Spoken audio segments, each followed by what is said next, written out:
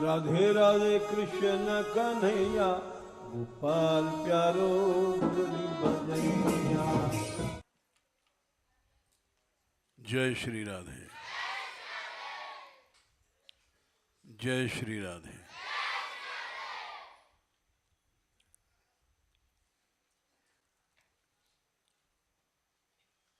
साधन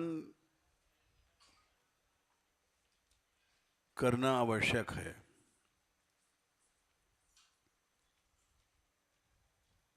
लेकिन मैं कर रहा हूं साधन का अहम नहीं आना चाहिए।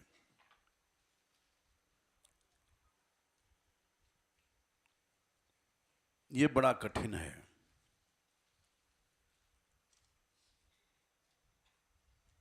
क्योंकि हर कर्म में मनुष्य का अहम छिपा रहता है।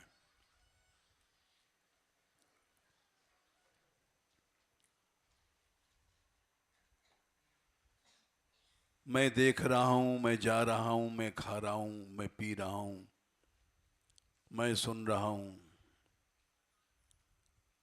हर क्रिया में अहम रहता है।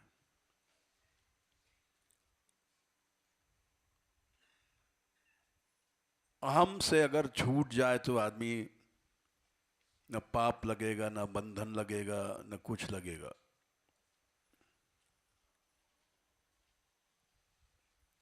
भगवान ने 18वें अध्याय में कहा है, यस्य नाहं कृतो बहवो बुद्धिर यस्य निलिप्यते।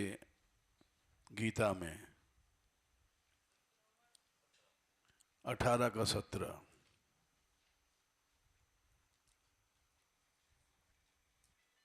जिसमें अहम है नहीं है और जिसकी बुद्धि लिप्त नहीं है, लिप्त माने कहीं चिपकी नहीं है, आसक्त नहीं है। हत्वापि सीमान लोकान न हंति न निबध्यते। वो सारे संसार की हत्या कर दे तब भी उसको पाप नहीं लगेगा।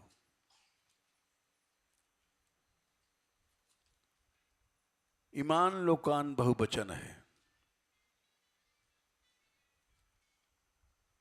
वो मारता नहीं है और न उसको बांधा जाता है कर्मों में।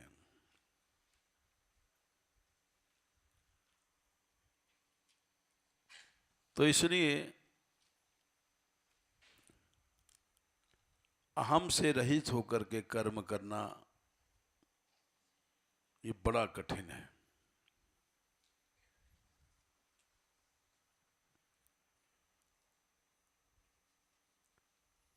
भगवान ने भी यही बात कही है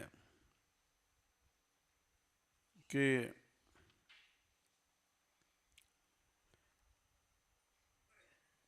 आसक्ति को छोड़ करके चलो। तीसरे अध्याय में गीता जी में और 19वें श्लोक में, तस्मात् असक्तः सततम कार्यम कर्म समाचरण।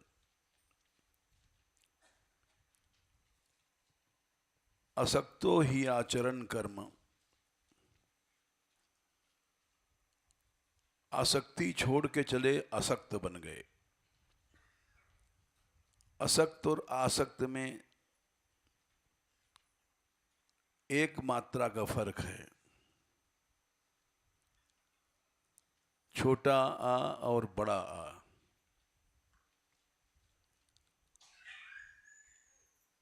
बड़ा आ गया तो चारों तरफ से मन फंस गया, कहीं भी कोई कोना खाली नहीं है, तो आसक्त बन गया। आसक्त माने, इसको बंद कर दो, संपूर्ण रूप से फंस गया। और असक्त माने बिल्कुल नहीं फंसा। दोनों सुनने में एक से लगते हैं, लेकिन जमीन आसमान का फर्क है।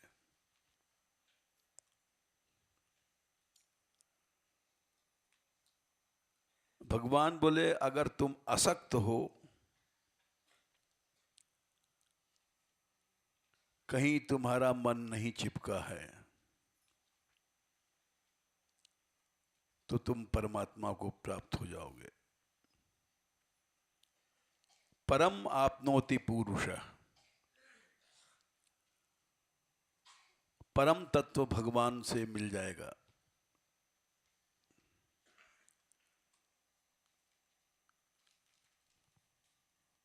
और आसक्ति है कहीं जरा भी, थोड़ी सी भी आसक्ति है तो तुम 84 लाख योनियों में भटकोगे।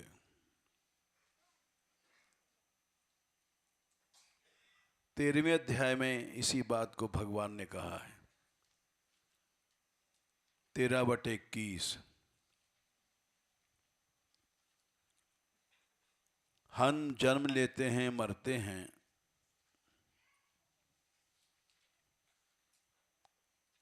क्यों? कि प्रकृति माने शरीर, मन, इंद्री, बुद्धि। पुरुषः प्रकृतिस्थो ही भुंक्ते प्रकृतिजान गुणान।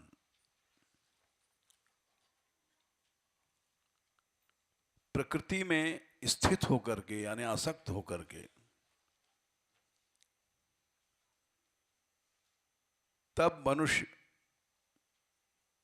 प्रकृति के गुणों का, अन्य पदार्थों का भोग करता है। इसके बिना भोग संभव नहीं है।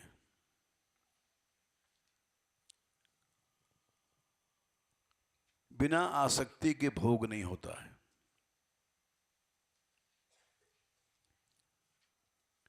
एक छोटा बच्चा है, वो भोग नहीं जानता ही नहीं, भोग भोगेगा क्या? जानता नहीं तो आसक्त नहीं होगा। जब जान जाता है तब आसक्त होता है।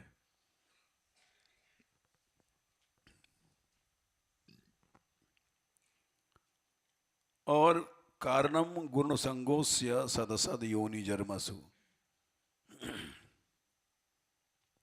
गुण संग माने गुणासक्ति।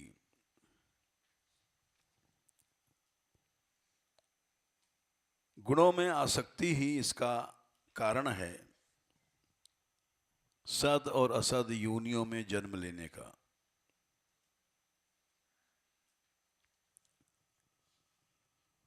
जन्म लेता है, मरता है, इसका कारण गुणासक्ति है। ये गुणासक्ति क्या है? ये सारा संसार गुणमय है। संसार में कहीं भी आसक्ति है, गुणासक्ति है, क्योंकि सारा संसार गुणमय है।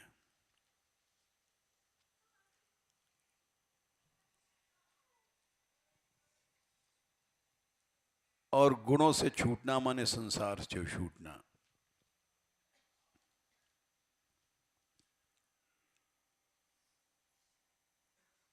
दैवी हिंसा गुणमयी मम माया दुरत्या।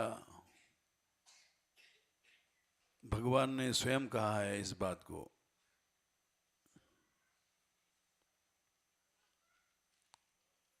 केवल मेरी ही शरणागति तुमको छुड़ा सकती है।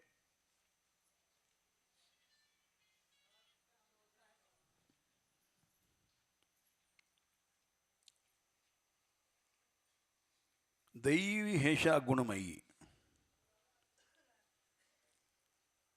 ये माया गुणमयी है। बिना गुणों के माया नहीं है। 7/14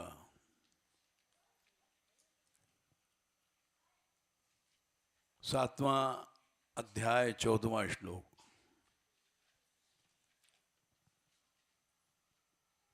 ये माया गुणमयी है।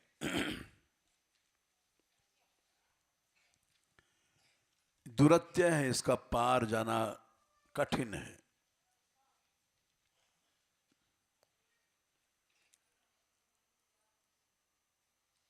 दुरत्य माने बहुत कठिन है।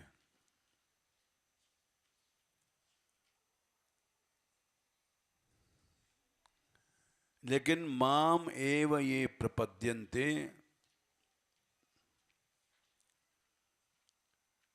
माम एव मुझे ही, एव लगा दिया यानी और कोई कहीं आसक्ति नहीं होनी चाहिए।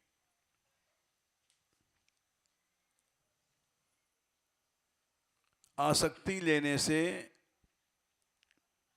चिपकने से मनुष्य का आश्रय वहां चला जाता है।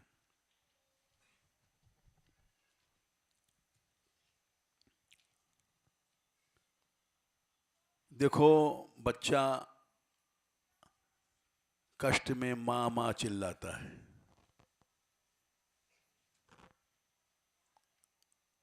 क्यों? कि माँ में आसक्ति है, इसलिए माँ को आ बुला रहा है। जहां चिपकता है मन, वहीं का आश्रय लेता है।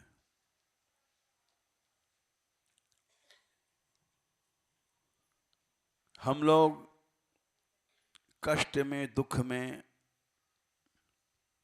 किसी का सहारा लेते हैं।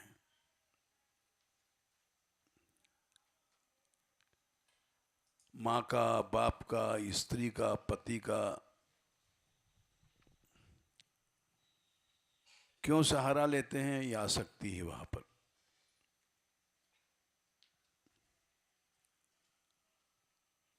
सहारा लेने से ही मनुष्य का आश्रय छूट जाता है।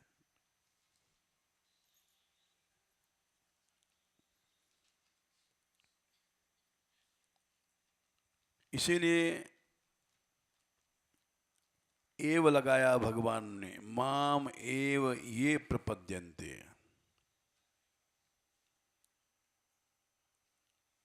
एव माने निश्चय, मुझे ही।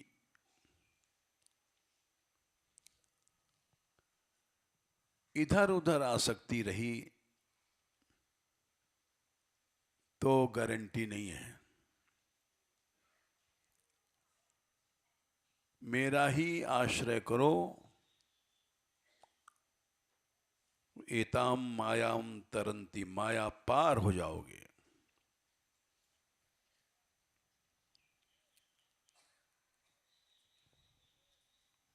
प्रहलाद जी ने 7वें स्कंद में 9वें अध्याय में यही बात कही है।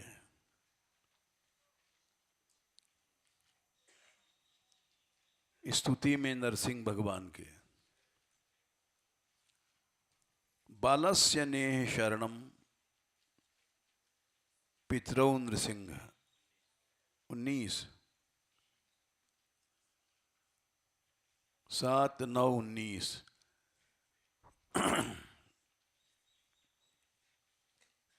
बच्चा पैदा होते ही मान अपनी माँ का दूध पीता है, माँ का आश्रय लेता है, फिर बाप का लेता है। प्रहलाद जी ने कहा नहीं, माँ बाप शरण नहीं है बालक की, वो गलत है।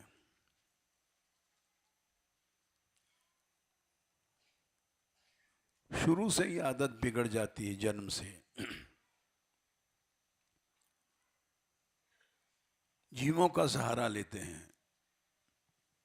माँ बाप बैरी नहीं हैं, हित करते हैं, लेकिन जीव ही तो हैं। भगवान की शरणागति के बाधक हैं।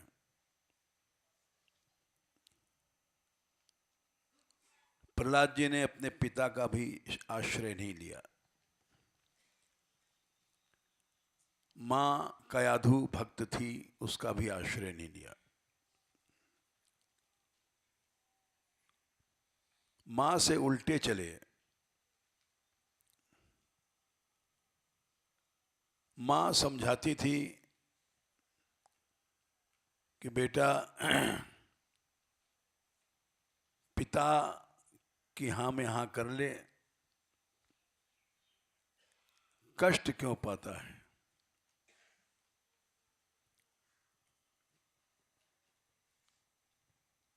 लेकिन प्रहलाद जी ने ये बात नहीं मानी।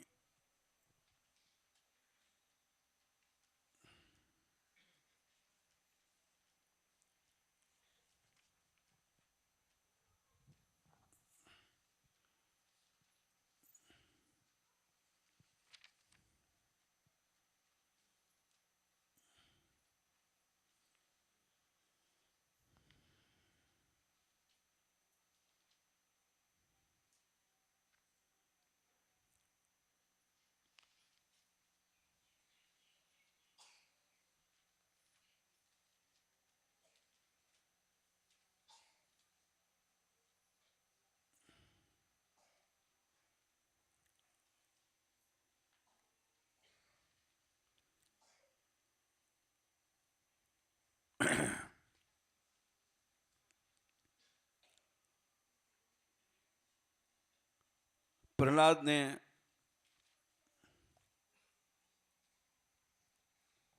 सबके समझाने पर भी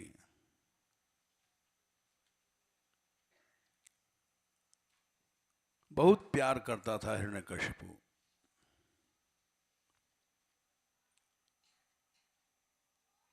पांचवें अध्याय में चौथा श्लोक है, अपने बेटे को प्रहलाद को गोद में बैठाला। एकदा असुरराट पुत्रम आरोप्य पांडव।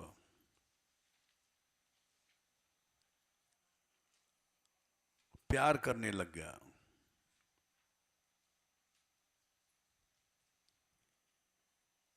और पप्रच्छ पूछा, कथ्यताम वत्स, बेटा कहो जो तुम अच्छा समझते हो कहो।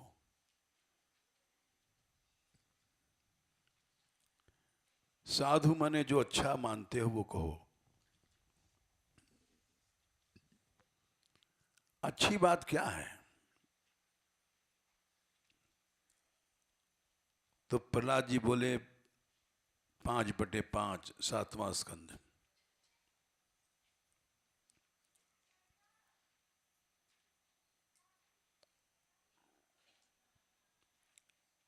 उन्होंने कहा, हे असुरवर्य, मैं साधु मानता हूं अच्छी बात देहिनाम शरीरधारियों के लिए। जब तक शरीर है तुम कष्ट पाते हो। सदा समुद्विग्न धियाम।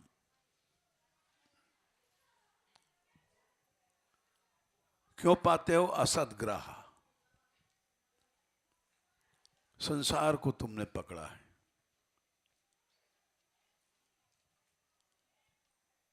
इसलिए गृह घर की आसक्ति, माता पिता स्त्री पुत्र ये अंधकूप है।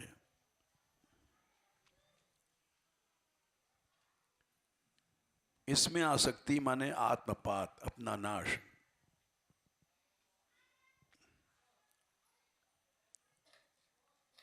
इस आसक्ति को छोड़ करके, घर को छोड़ करके, घर छोड़ दो। छोटे से हैं, 5 साल के हैं, गोद में बैठे हैं और साधु बनने की बात कह रहे हैं। पनम गता, जंगल में चले जाना चाहिए, घर में नहीं रहना चाहिए। क्यों चले जाओ? यद धर्माश्रयेत, भगवान का आश्रय पकड़ो।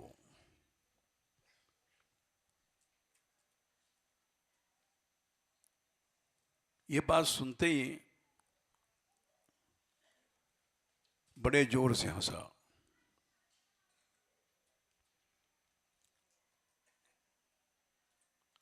अरे तेरी बुद्धि किसी ने बिगाड़ रखी है। गुरुकुल में ले जाओ, वहां बच्चे की बुद्धि सुधरती है।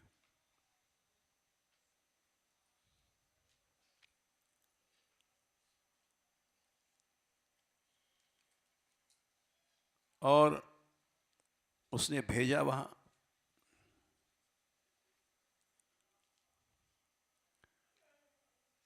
फिर पूछा, प्रहलाद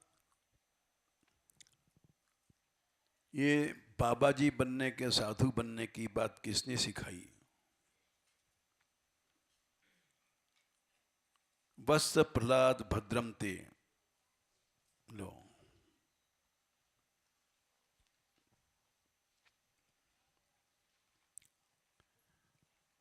भद्रम ने तुम्हारा कल्याण हो, सही सही बात बताओ। लाओ हम निकाल लेंगे।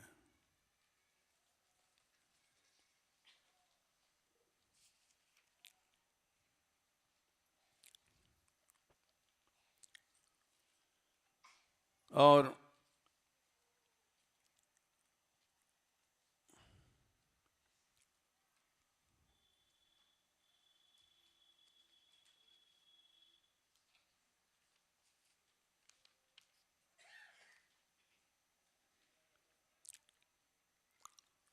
झूठ नहीं बोलना। किसी ने सिखाया है तुमको कि तुम खुद कह रहे हो? अभी तुम्हारी क्या छोटी सी उम्र है और जंगल चले जाओ, जंगल चले जाओ, भजन करो भगवान का।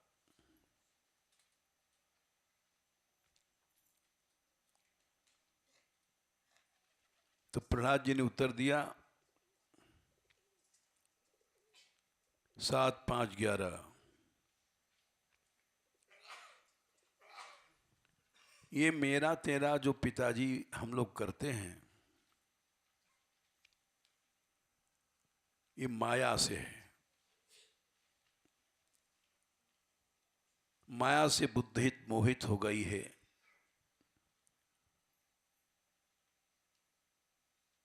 उस भगवान को नमस्कार है।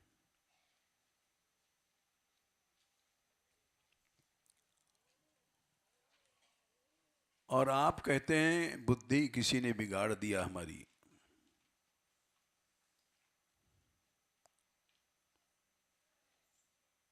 तो जब भगवान कृपा करते हैं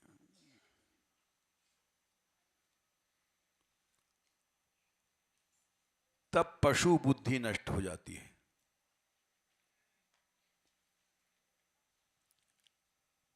ये पशु बुद्धि है मेरा तेरा की।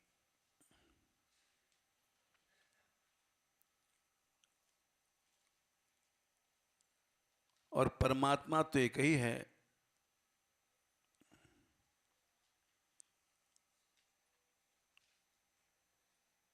अज्ञानी लोग मेरा तेरा अलग भेद करके उसको माया में वर्णन करते हैं।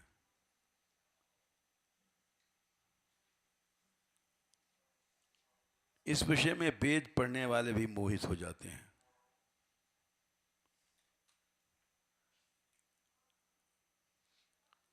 ब्रह्मा आदि भी मोहित हो जाते हैं।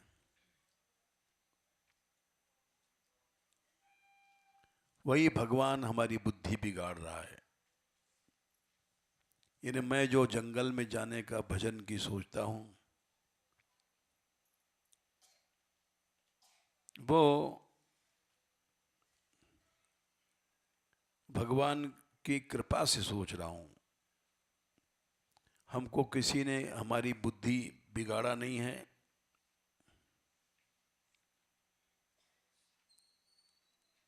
चुंबक के पास लोहा अपने आप खींच के जाता है।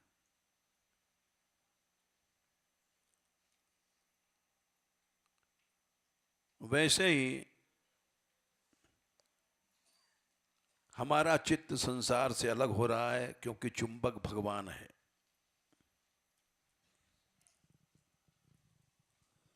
हम लोग साधु बन करके भी लड्डू, पेड़ा, पंगत, माल मिठाई में जाते हैं, क्योंकि चुंबक भगवान का आकर्षण नहीं है हमारे में। चुंबक के बीच में कोई आवरण आ जाए तो लोहा नहीं खींचेगा। बड़ा सुंदर उदाहरण दिया। कहीं भी जरा सी भी आसक्ति है, बहुत थोड़ी सी, तो लोहा चुंबक के पास नहीं जाएगा। भगवान है चुंबक, लोहा, चुंबक पत्थर, और जीव है लोहा। चुंबक सबको खींचता है, हर लोहे को।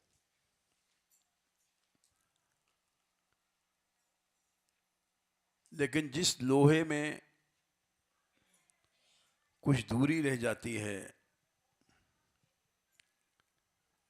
उसको नहीं खींच पाता।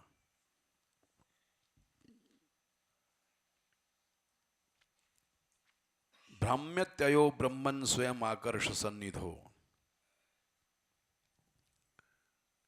मनुष्य अगर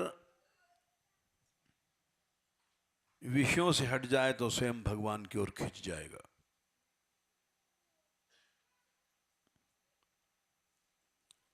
स्वयं आकर्ष सन्निधो, आकर्ष माने चुंबक।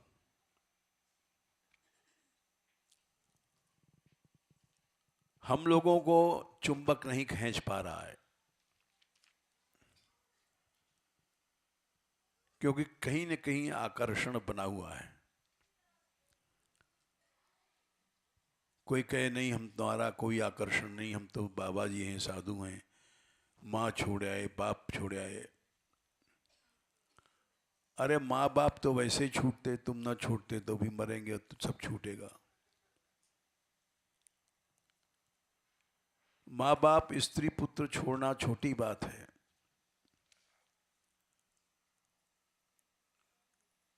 कठिन है इस शरीर की आसक्ति छोड़ना, देह की आसक्ति छोड़ना। कठिन है इंद्रियों की आसक्ति छोड़ना, इंद्रियासक्ति कहते हैं। उससे भी कठिन है अंतःकरण की आसक्ति छोड़ना, अंतःकरण आसक्ति कहते हैं।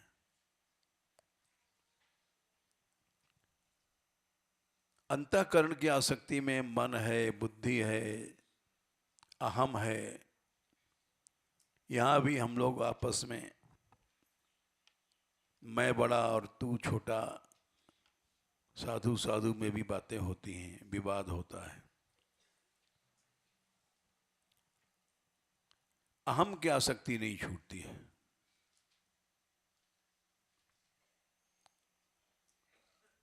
इसीलिए तुलसीदास जी लिखा है, जीव तबते हरिते बिल गान्यो, जबते देह गेह निज जान्यो। देह माने शरीर को जब से हमने अपना घर मान लिया है,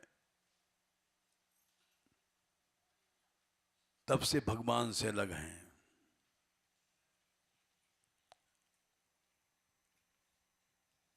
देह गेह निज जान्यो।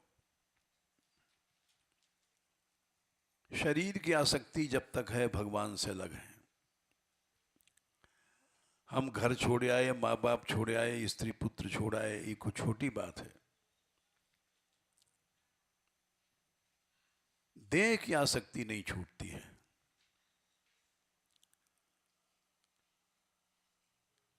देह दो हैं या तीन हैं या कहीं कहीं चार हैं। स्थूल देह तो दिखाई पड़ रहा है,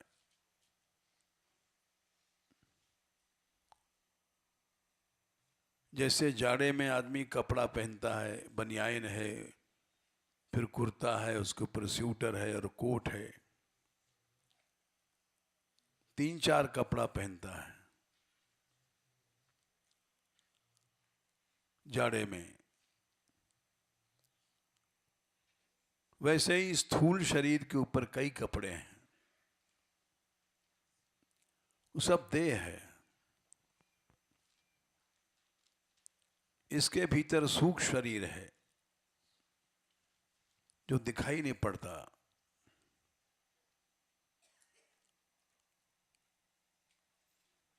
उसके भीतर कोश हैं,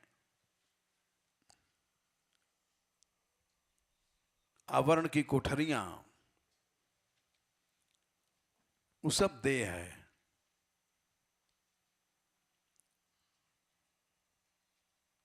सूक्ष्म शरीर में 4 कोठरियां हैं।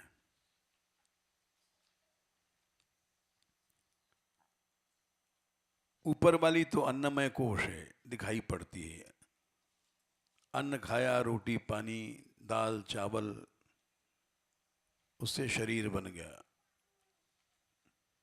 ये अन्नमय कोश है, ये दिखाई पड़ता है।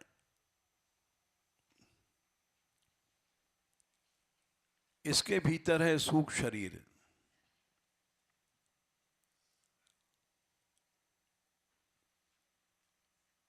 वो दिखाई नहीं पड़ता।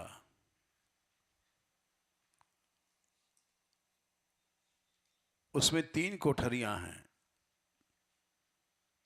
प्राणमय कोश, मनोमय कोश, ज्ञानमय कोश।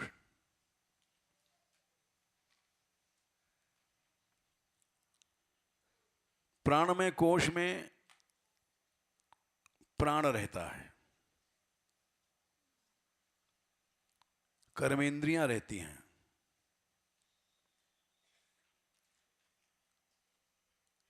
कर्मेंद्रियां 5 हैं।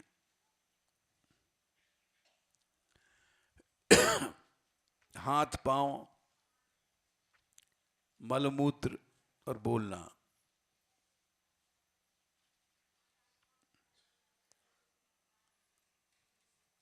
उसके भीतर है मनोमय कोश। प्राण के साथ जब मन जुड़ गया तो मनोमय कोश हो गया।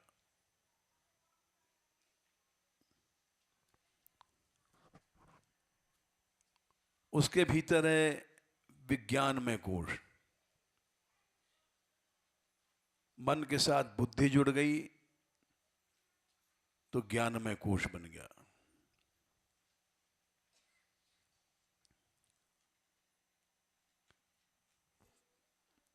अन्नमय कोश, प्राणमय कोश, मनोमय कोश और विज्ञानमय कोश, ये 4 कोश तो अनुभव में आते हैं, क्योंकि हमारा मन ऐसा सोच रहा है, मन का अनुभव होता है। हमारा मन लड्डू खाने के कर रहा है तो मन का अनुभव होता है। बुद्धि का अनुभव होता है। बुद्धि कहती है नहीं, लड्डू नहीं खाओ, मीठा ज्यादा नुकसान करेगा, शुगर का रोग हो जाएगा।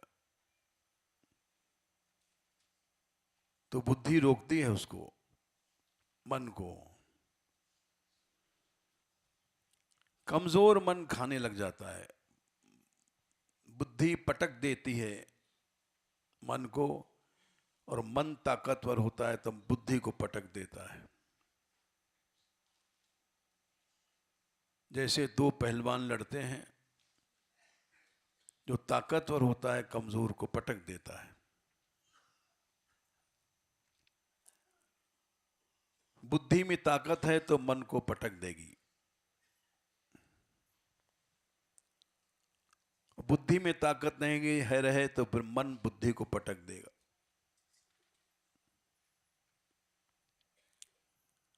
बुद्धि अगर सही है तो मनुष्य विषयों में नहीं गिरता है।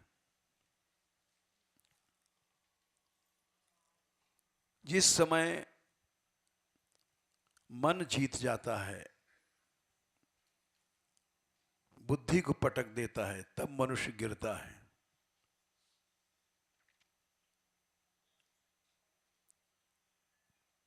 इसलिए बुद्धि को शक्तिशाली बनाना चाहिए।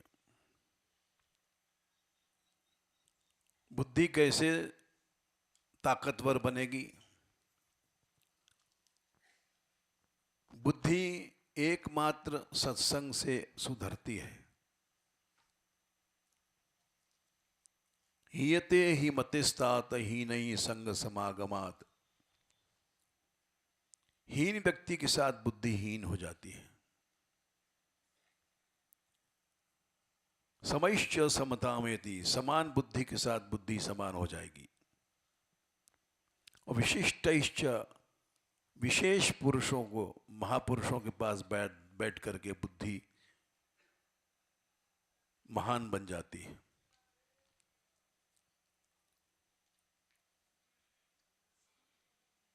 बुद्धि से ही मनुष्य शक्तिशाली बनता है।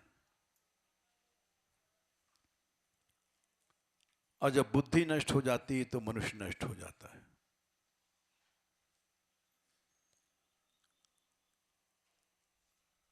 कामी पुरुष का संग है तो एक न एक दिन स्त्री गिरेगी। कामिनी के संग है तो पुरुष गिरेगा।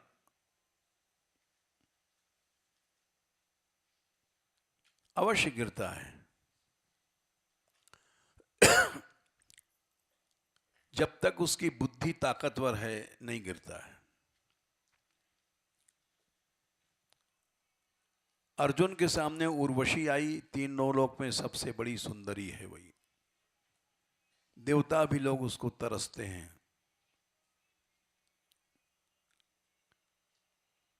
अर्जुन नहीं गिरे। शाप मिल गया फिर भी नहीं गिरे। उर्वशी ने शाप दे दिया, तू नपुंसक बन जा, नहीं गिरे। बोले मैं मृत्यु को पसंद करता हूं लेकिन मैं कुमार्ग में नहीं जाऊंगा।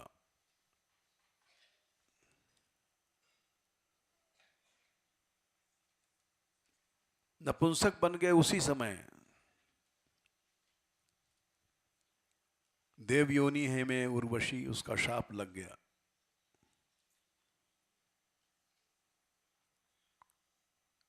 सवेरे इंद्र को पता लगा। इंद्र ने ही भेजा था उर्वशी को। जब नाच रही थी, अर्जुन एकटक उसका नृत्य देख रहे थे। पलकें नहीं गिर रही थी, जैसे कोई मोहित हो जाता है। इंद्र ने देखा कि अर्जुन की पलक नहीं गिर रही है, ये उर्वशी पर मोहित है।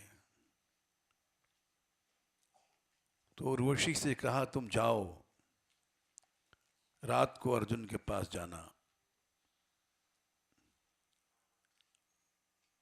और जैसा कहें वैसा करना।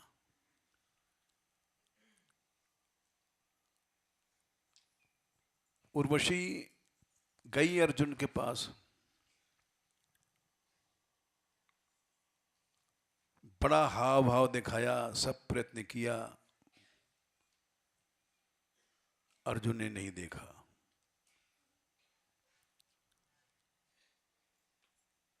उर्वशी ने पूछा तुम उस समय हमको देख रहे थे? एकटक इसीलिए इंद्र ने भेजा है। तुम संकोच न करो, हमारा ग्रहण करो, इंद्र की आज्ञा से आई हूं।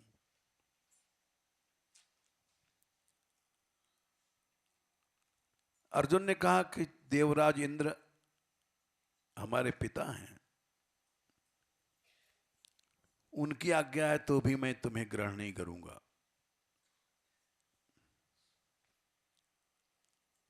संकोच वंकोच की कोई बात ही नहीं है, तुम हमारी पूज्या हो।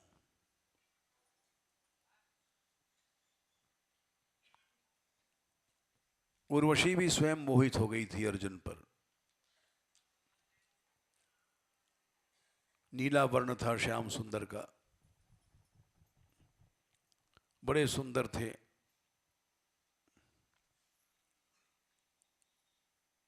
पास बैठी, सब प्रयत्न किया, अर्जुन पे कोई प्रभाव नहीं हुआ। तो गुस्से में आ गई।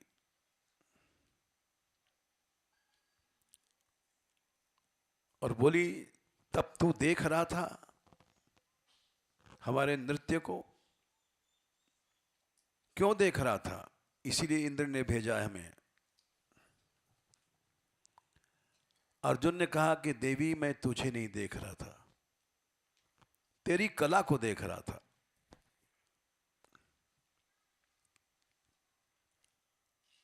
एक देखना होता है भोग दृष्टि का, एक देखना होता है सामान्य रूप से, बिना भोग के।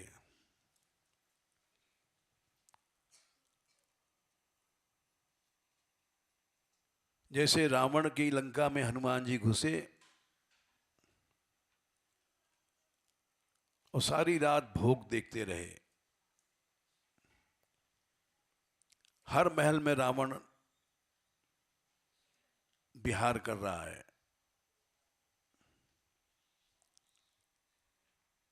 जाने कितने रूप बना लेते थे रावण। ये रामायण में लिखा है, शुनाशीर सत सदृश संतत करे विलास। लंका कांड में परम प्रबल रिपुशीस पर तद्यप शोक न त्रास है। 10 शुनाशीर शत सदृश, देखें 10 ही है।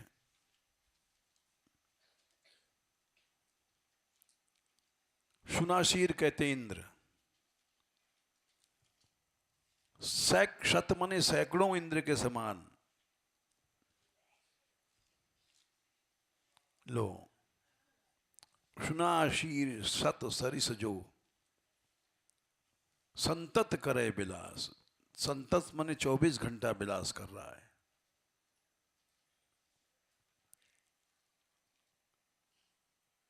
जिस महल में जाए वहां रावण भोग भोग रहा है। तमाम देवांगनाओं को चुरा ले गया था।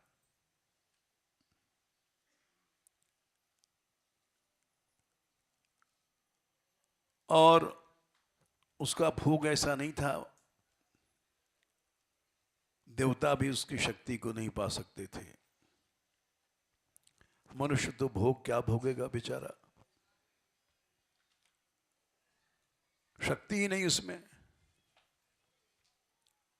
क्षणिक शक्ति होती है, थोड़ी देर में स्खलन हो जाता है। भोग देवता भोगते हैं, अजर अमर शरीर है, वहां थकावट नहीं है, स्खलन नहीं है।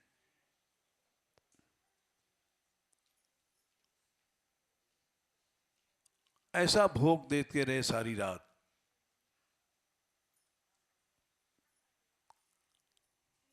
एक बार शंका भी आई कि मैं ऐसा गलत काम कर रहा हूं, नंगी स्त्रियों को इस तरह से भोग में देखना।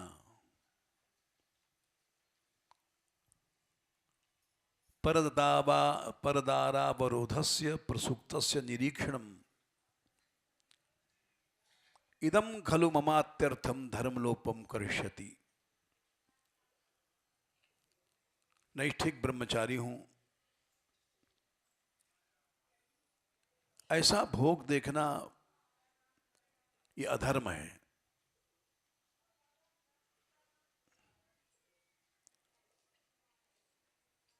तो हनुमान जी एक क्षण के लिए खड़े हो गए, विचार करने लग गए, क्या मैं गलत काम कर रहा हूं?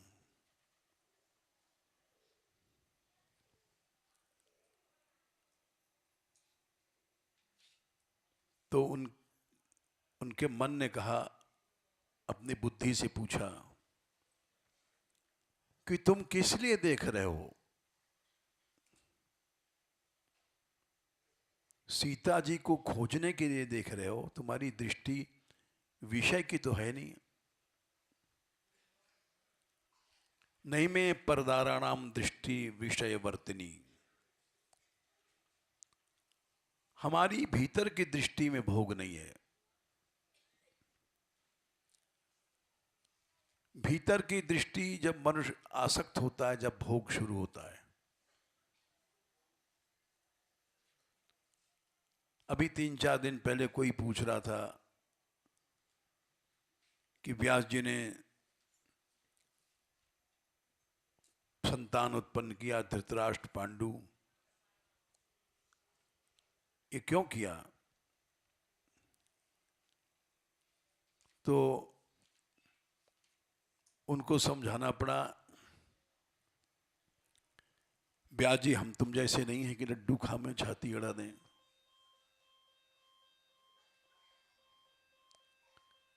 व्यास जी की स्थिति तुमको मालूम क्या है? उस सैकड़ों भोग भोगे तो भी इनको उनका मन भगवान में रहता है। हनुमान जी ने स्वयं कहा, नहीं में परदाराणाम दृष्टि विषय वर्तनी, हमारी भीतर की दृष्टि विषय वर्तनी नहीं है। शरीर से हम देख रहे हैं स्त्रियों को, नंग, भोग, उद्दाम, लेकिन हमारे भीतर भीतर दृष्टि में भोग नहीं है। बाहर की आंख और है, भीतर की आंख और है। बाहर की आंख से तो हम लोग देखते हैं, जो स्थूल बुद्धि के लोग हैं। भीतर की आंख है चेतना की। चेतना जागृत रहती है तो वो कुछ भी कर रहा है उसको कुछ नहीं लगता। ये शक्ति उनमें होती है, महापुरुषों में, हम लोगों में नहीं हो सकती। खीर खाएंगे छाती अड़ा देंगे, और लाओ और लाओ।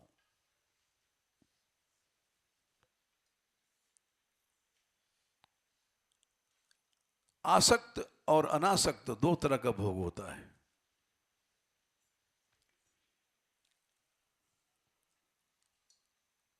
भगवान ने 3रे अध्याय में गीता जी में 19वें श्लोक में कहा, तसाम अस्मात् असक्ता सचतम कार्यम कर्म समाचर। आसक्ति छोड़ करके कर्म कर, इससे तू परम पुरुष को प्राप्त हो जाएगा।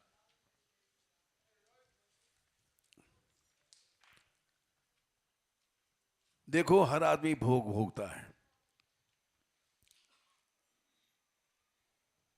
लेकिन किसकी आसक्ति कितनी है ये पता हमको तुमको नहीं है। जिसकी जितनी आसक्ति है, जितना अहंता है, उसको उतना ही पाप लगता है।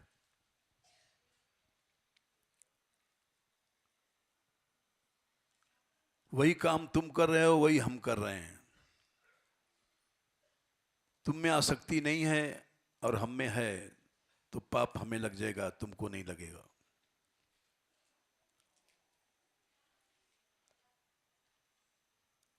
आसक्ति और अहंता ये जितनी होती है उतने अंश में पाप लगता है।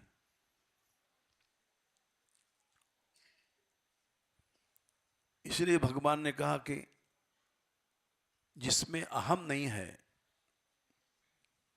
वो सारे संसार की हत्या कर दे तभी उसको पाप नहीं लगेगा। हत्वापि सैमान लोकान न हंति न निबध्यते।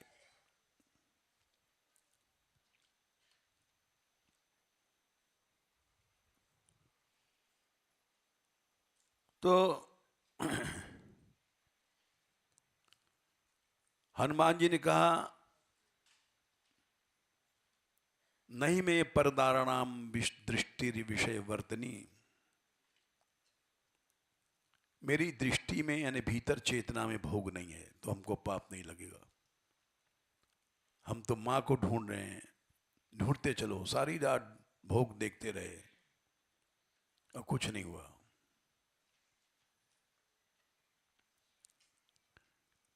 ये वाल्मीकि रामायण में हनुमान जी ने भी कहा है, मनो ही हेतु सर्वेषाम इंद्रियाणाम प्रवर्तने शुभाशुभ अवस्थास्तु तच्च में सुव्यवस्थितम।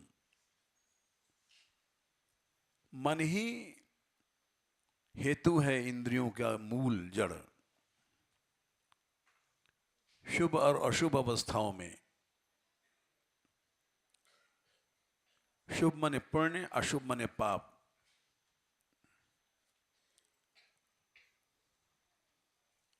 और मेरा मन व्यवस्थित है तो कोई पाप नहीं लग सकता। एक उदाहरण ले लो, छोटा सा बच्चा मां की गोद में खेल रहा है,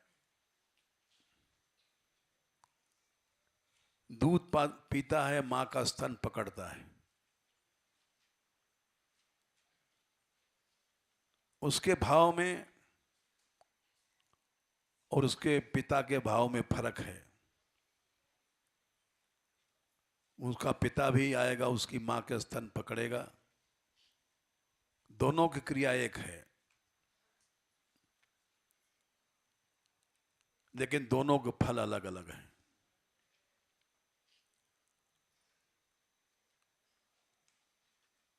क्रिया एक होते हुए भी दोनों के फल अलग हैं। यह हर आदमी सोच सकता है, देख सकता है, समझ सकता है, सुन सकता है, कोई कठिन इसमें बात नहीं है।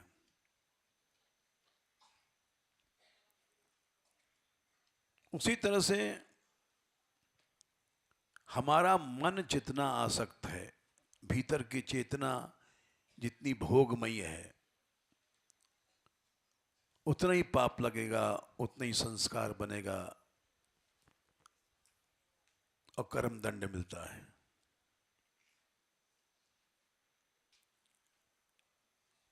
अगर मन तुम्हारा आसक्त नहीं है तो तुम संसार के सब काम करते भाई कुछ नहीं हो सकता। भगवान ने कहा गीता में 5वें स्कंद में 5वें अध्याय में,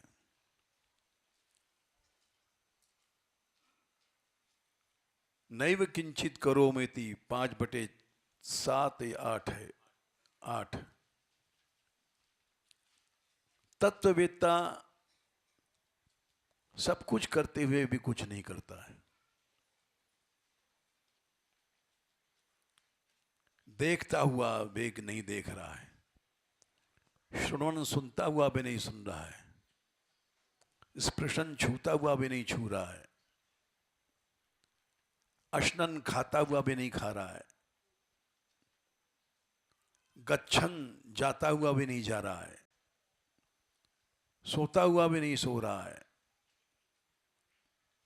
सांस लेता हुआ भी सांस नहीं ले रहा है,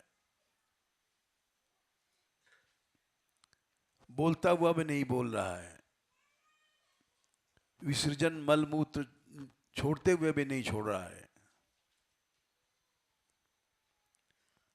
घृणन किसी को पकड़ते हुए भी नहीं पकड़ रहा है,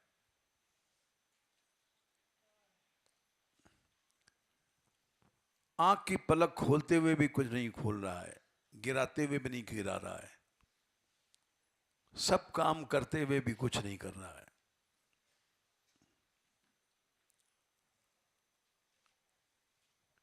सब कर्म उसके कहां जाते हैं? ब्रह्म भगवान के पास। ब्रह्मण्याधाय कर्माणि कर्मम संगम त्यक्त्वा। संग माने आसक्ति छोड़ने के बाद ही कर्म भगवान के पास पहुंचते हैं। 5/10।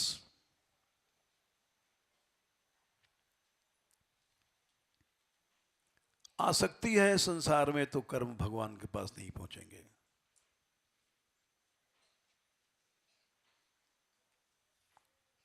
ब्रह्मण्याधाय कर्माणि संगम त्यक्त्वा करोति यः।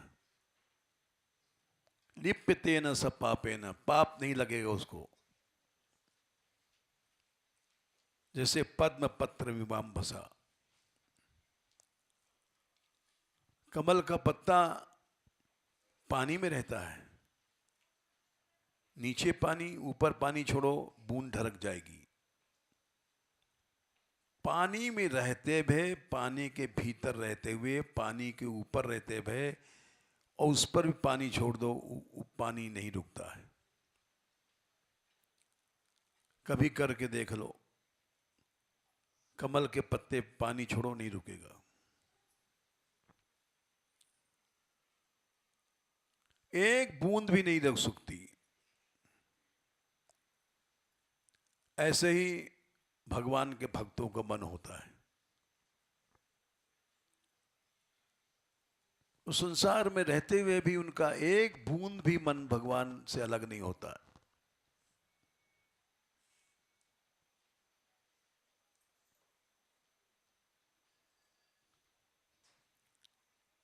इसलिए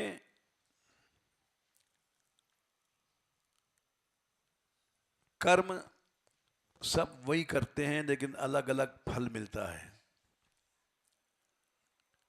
जिसकी जितनी आसक्ति है, जिसका जितना अहम भाव है, उसी हत्या को 5 आदमी ने मिलकर मारा। ये पांचों का फल अलग अलग रहेगा।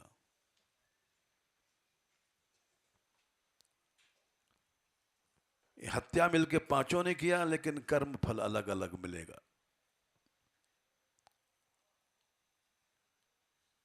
किसका उस कर्म में कितनी आसक्ति है, कितनी अहंता है, इसका नाप तोल कोई जज नहीं कर सकता। ये भगवान करता है।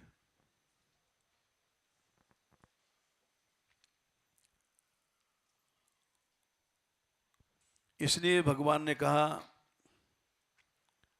पुरुषः प्रकृतिस्थो ही भुंक्ते प्रकृतिजान गुणान। भोग तभी होता है जब उसमें आसक्त हो जाता है आदमी।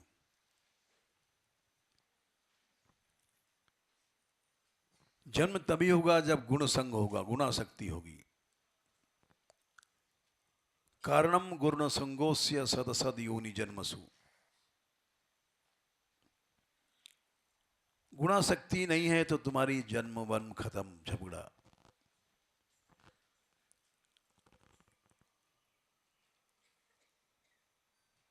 ये गुणासक्ति ही मनुष्य के जन्म का कारण बनती है।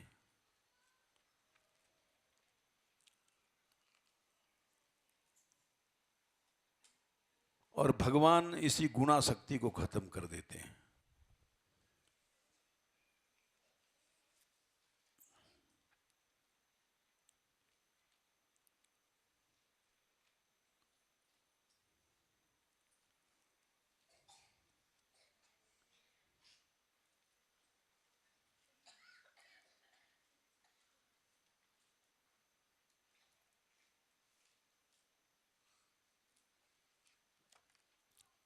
भगवान की भक्ति से गुणासक्ति खत्म होती है सबसे पहले।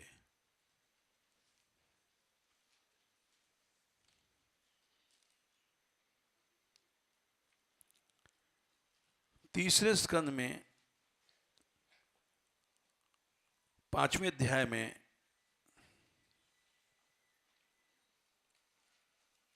ये बात कही गई है, यह कर्णाडिम पुरुषस्य यातो भव प्रदाम गेहरतिम छिनत्ति।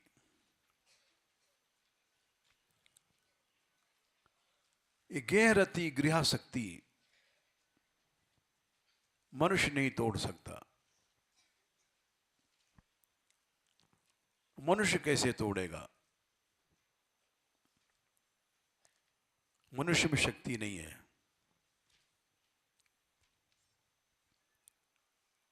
ये तो भगवान काटते हैं गृहासक्ति को।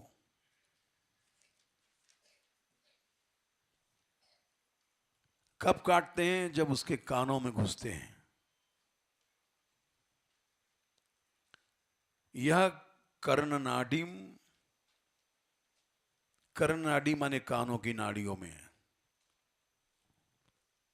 पुरुषस्य माने जीव के जब घुसते हैं भगवान, जब कथा सुनता है, कीर्तन सुनता है,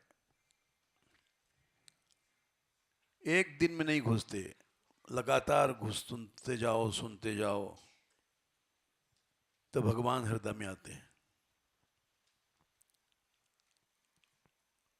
और हृदय में आने के बाद उसकी गृहासक्ति को काटते हैं। गेहरतिम छिनत्ती, कोई विरक्त साधु बन करके, बैराग बन करके, योग करके, ज्ञान करके आसक्ति को नहीं काट सकता। क्यों हम साधु बन गए, जीव तो यही है। जीव तो जो घर छोड़ के नहीं आए, लड्डू यही खाएगी जीव। इंद्रियां आई हैं, इंद्रियां हैं और इंद्रियों की आसक्ति न रहे, ये मुश्किल बात है। उस आसक्ति को भगवान काटते हैं।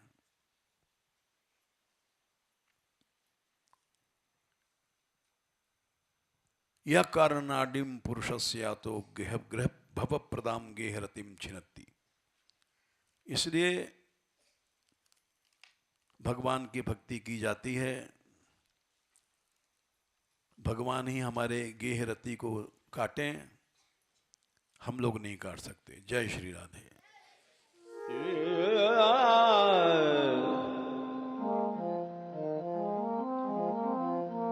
Yeah.